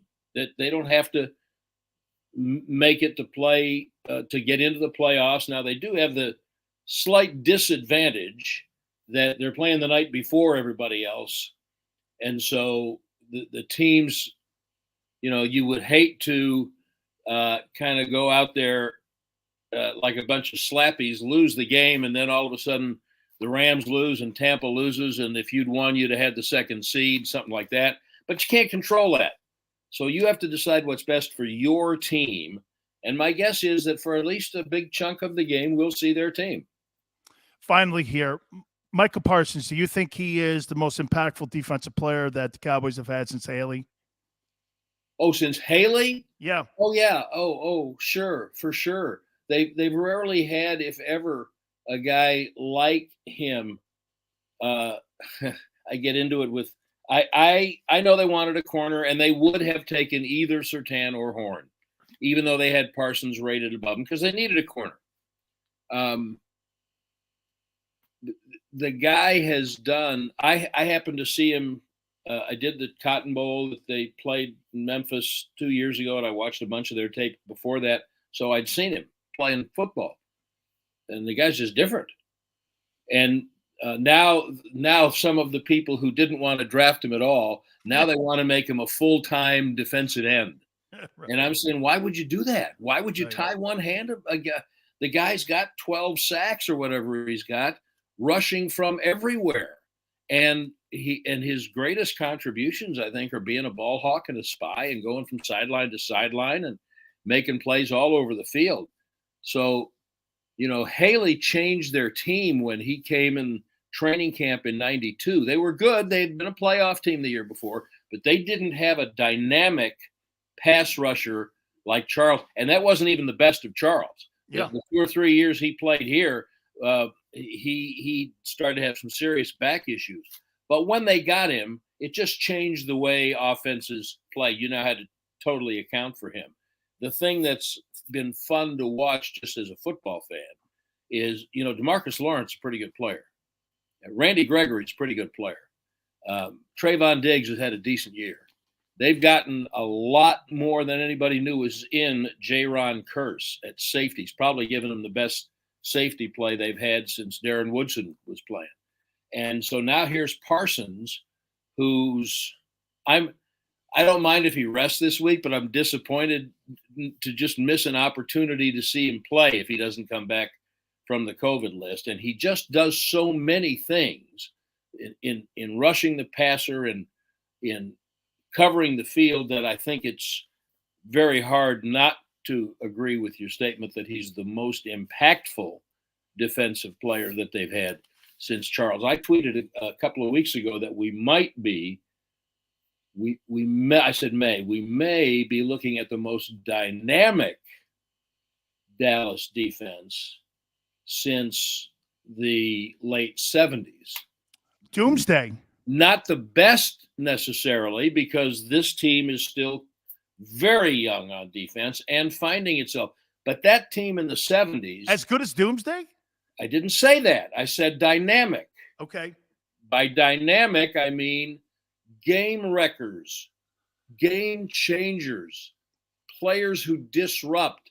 You're talking about Randy White, Ed Jones, Harvey Martin, Cliff Harris, Charlie Waters. Yeah. Those were dynamic, impactful, disruptive players. And they obviously had some great defenses in the 90s. I think they led the league in scoring defense in 92 when they won the Super Bowl. Yep. But most of those, Woodson in 92 was a rookie, didn't play that much. Yep. And Ken Norton was a tremendous player. I love Ken Norton, but he wasn't Micah Parsons. And, Tony Tolbert and Jim Jeffcoat were really good players. I'm not sure either one of them is Gregory or Lawrence. So I didn't say best. I said dynamic, but I think they have a chance to be the most dynamic defense that they've had in about 40 years. And that's a big part of why they're in the playoffs. Absolutely. The man who was involved in the snowball game with Eagles and Cowboys has seen it all. It should be an interesting game on Saturday, and it should be an interesting playoff run. Brad, you always take time for me, my friend. I love you, man. Thank you so much for doing this. Happy New Year, Danny. Good to see you. Thank you, sir. I appreciate it. Hit the like button, guys. We'll respond to what Brad Sham just said. We'll get to your thoughts. Wow. Dynamic defense. And I didn't know this, so maybe a little bit of breaking news. Michael Parsons has been put on the COVID list. What does that mean for this weekend? We'll hit on that. Keep it right here on the National Football Show. This is Joe Krause of Krause's Coats, inviting you to donate a slightly worn coat or jacket and help veterans stay warm this winter. Go to Krause's Coats on Facebook to help those who've served. Have a happy holiday.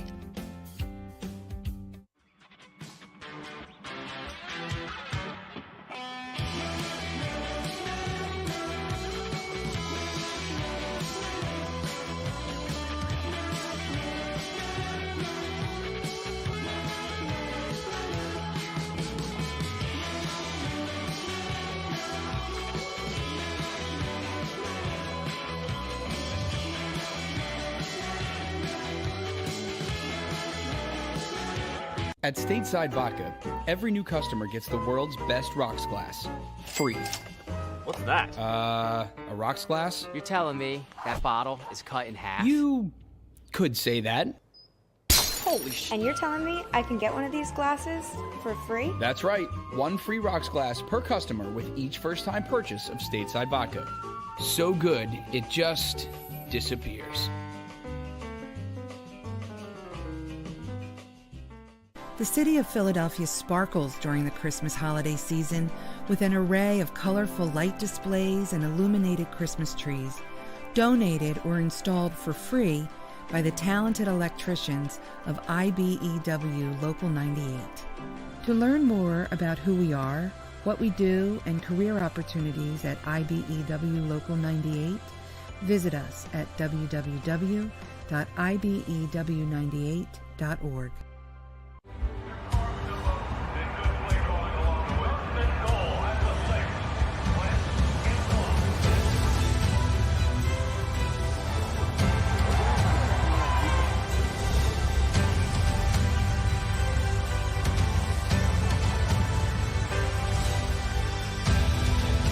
Field of life, First Trust Bank is there for you.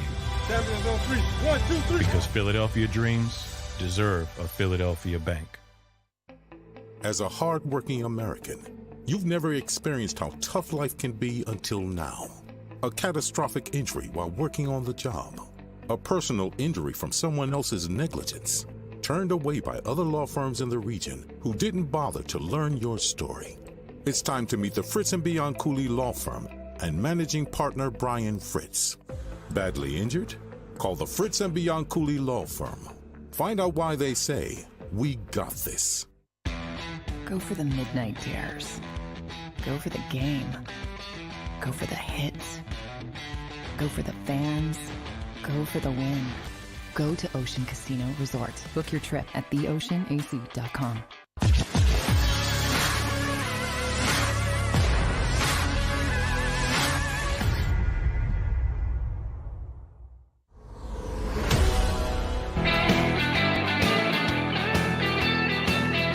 You guys kill me, man. Dan Sileo, National Football Show. Hit the like button, please. Sileo, I don't give a shit about the Cowboys. I could care less. You're playing them this weekend. Brad gave you some insight, man. Parsons is on the COVID list. He's probably not playing. Sileo, I'm going to go get a hamburger. I'll be right back. Let me know when that fucker's off. Easy. Oy vey. I don't want to know anything. I don't care. He was boring, Sileo. Jeff, he was boring because do you know he is the Merrill Reese of Dallas? Wait, excuse me. Hey, Jeff goes, I took a shower, Sileo. I washed my car. Oh, good. He's gone. I'm ready. Oh, my God. I'm watching your – by the way, I read your comments. Get that fucker off. I don't care about them dudes. Cowboys suck. Dak's overrated. Dak Prescott, I don't care. Oh, my God, man. I mean – Beast. Why do you do that? You take me off my train of thought when you act like that. Tony, man, I mean it, man. By the way, I do love it. I do. Give a shit about the Cowboys, dog. Haven't we told you? Merrill Reese would kick his ass. I'd love to see those two guys in the Donnybrook. Hey, Tone, man, I'm reading all the comments. Fuck this guy. Get him out of here. I'm bored. Sanders like this. Yeah, it's Cowboys. I hate him. Lou says Cowboys aren't America's team anymore. The Patriots. Hey. Hey. Brad has been to 43 games between Philly and Cowboys. Eagles forever. All right, Lords. So wait a minute. Only Eagle people, right? You'd rather hear a guy from Geno's on than hear a guy that you're going to play against and maybe give you a little insight. Guy said that Zeke's not the same player. That's the play-by-play voice.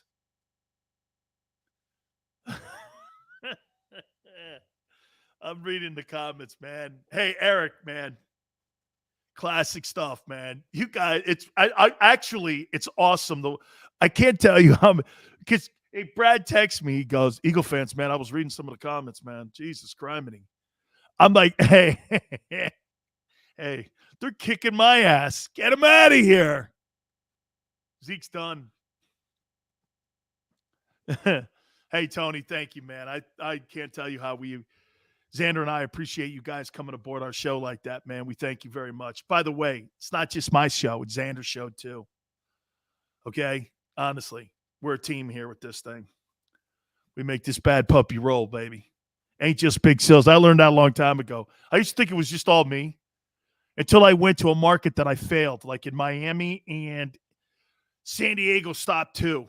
Right here. Yeah. When you got shitty people around you, you have no chance for success.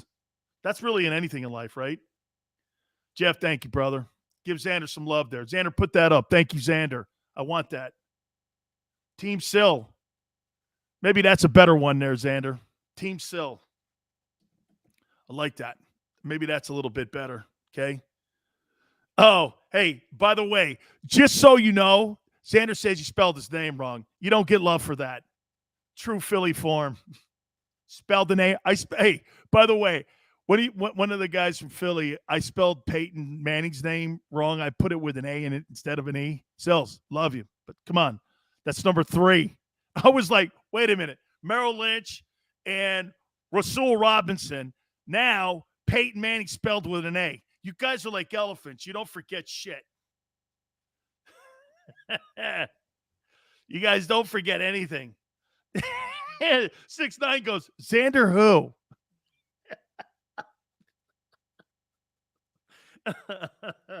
Can I tell you guys something, though? Wait a minute. Let me tell you guys something. Other hosts, if you do that too and do that shit too, and like you prod them, Chernobyl meltdowns. You guys insulting me. Oh, my God. What do you know? I've been doing this for 100 years. You know, they start throwing your resume at you. I like it. I like it because you know why? It reminds me of my Italian house.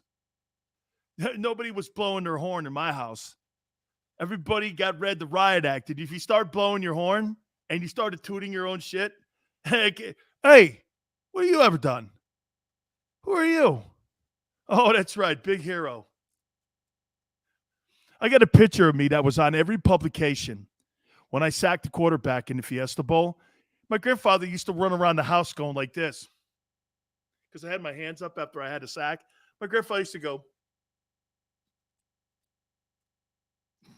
I go, what are you doing? What are you doing? Mad Hatter. We need to get some Sills t-shirts and hats. So hey, man, that would be dope. That would be cool, dude. Big Sills hats and Big Sills shirts. Probably make a killing. I got a great logo for that too. Right? A big kiss my ass sign. I'm kidding. Oh, man. Hey, just listening. Chris goes like this. Mike Missinelli, every single person on here. Yeah, because Mike's a little bit soft. He can't take getting hammered. I like getting hammered. I think that was okay to say. Hey, by the way, Chris, so you know, that guy wrote a book about me. Your afternoon guy in the Fanatic wrote a book about me and Jerome Brown. It's on the internet. This guy talked about me like I was Jesus Christ. Not kidding. Xander started reading some of it. He goes, holy shit, look what this guy's saying. This guy wrote this bestseller book about me and Jerome, and the night we played Penn State in the Fiesta Bowl. Couldn't believe it. He couldn't believe what was being said. Hey, how about that, though, man? Cannoli would be, oh, my God, a gigantic cannoli. Yeah. Big Sills. Team Big Sills. No, Big Sills Army. Giant cannoli on it. Right? Do we have chocolate chips in the cannoli or not? No? What's the best cannoli place in Philly, by the way? What's best cannoli? Do cannoli places in California?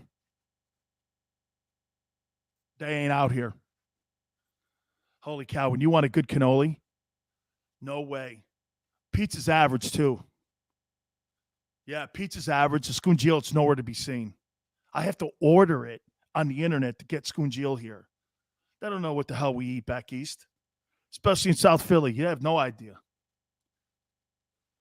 Hey, Ken, maybe we should break out the Jerome Brown jersey. Maybe I need to get a JB jersey and wear it, right? Grandma's house, East Side Monster. Yeah. Pizza sucks in L.A. Yeah, Paul. Dude, that's not all. They put marshmallows on it, too.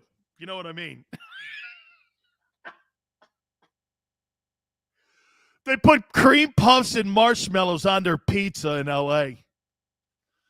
Hey, what's your favorite pizza place in Los Angeles? Cousin Leone's. What's their top pizza? Marshmallow pie. What? You mean like Big Wheel? No. They put snowflakes and marshmallows on their pizza. Good for you, James. Hey, James, James Dean, as soon as my kid gets done playing at Grand Canyon University, okay, I'm out. California pizza. Is there such a thing? Jesus, criminy. So the Cowboys, hey, they said the Cowboys are going to play as many. I don't believe it. I don't believe it. But maybe Parsons is not going to play this week. Parsons doesn't play. Man, if I'm the Eagles, man, I want to win that game. Right? I want to win that game, man.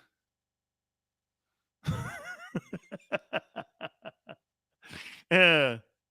Right. Hey, Kami Cali, man. We already had a little taste of that earlier, man. I want Xander jersey. Who's Xander? Hey, man. Who's freaking Oh, okay. Oh, him. Okay, I get it.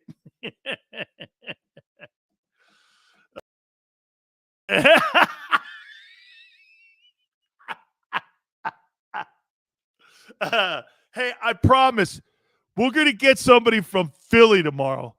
No more Cowboy. I was thinking of getting Drew Pearson, or I was thinking of getting somebody like maybe Michael Irvin, but you guys don't want any of that. You guys only want Philadelphia, guys. All right, man. Hey, I'll stop the emails. You guys are crazy, man. I appreciate you guys, man. You guys were awesome once again. Please hit the like button. If you missed any of the show, please go back and watch it, share it, like it with anybody, man. Till tomorrow, 4 to 6. I love you guys. Thank you so much, man. I totally appreciate you guys. We'll see you tomorrow, and we'll see you on the flip side.